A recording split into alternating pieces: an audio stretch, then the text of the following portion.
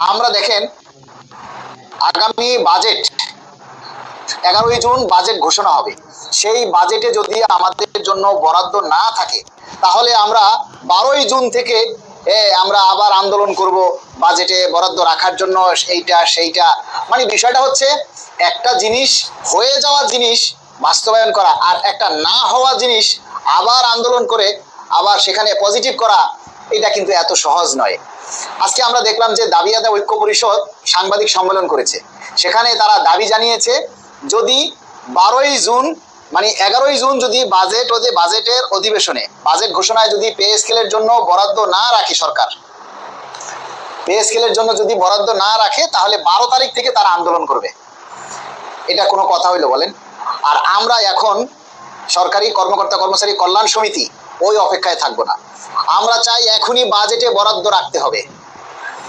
12 তারিখে বাজেটে বরাদ্দ না রাখলে আমরা 12 তারিখ থেকে সিরা ফালামো, কাইটা ফালামো, এটা করবো হেডা করবো, ওইটা বড় বহুত দূর।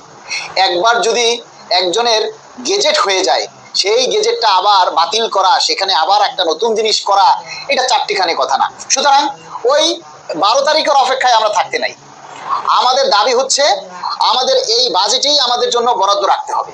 সেই বরাদ্দ রাখার জন্য, সেই দাবিটা জোরালোভাবে করার জন্য আপনারা আগামীকাল 16ই মে কেন্দ্রীয় শহীদ মিনারে, কেন্দ্রীয় জাতীয় প্রেস ক্লাবে আপনারা উপস্থিত হওয়ার কোনো বিকল্প নেই। যারা মনে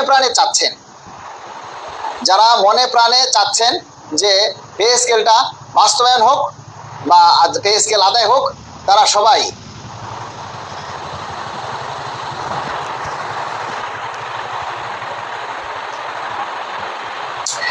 সবাই আমাদের এই আন্দোলন কর্মসূচিতে চলে আসুন।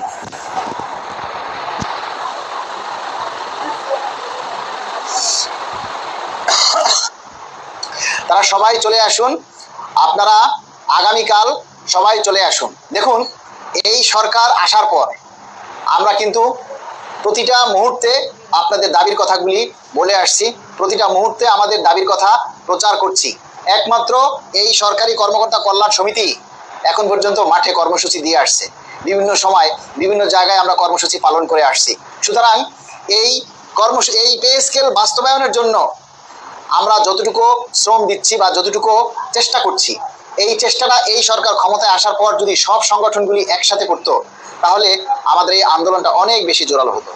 দাবি আদায় ঐক্য পরিষদ বাজেটে পে স্কেলে যদি না রাখে 12ই জুন থেকে আন্দোলনের ডাক দিয়েছে। 12 তারিখের পর আন্দোলন কইরা কি ছিড়বে?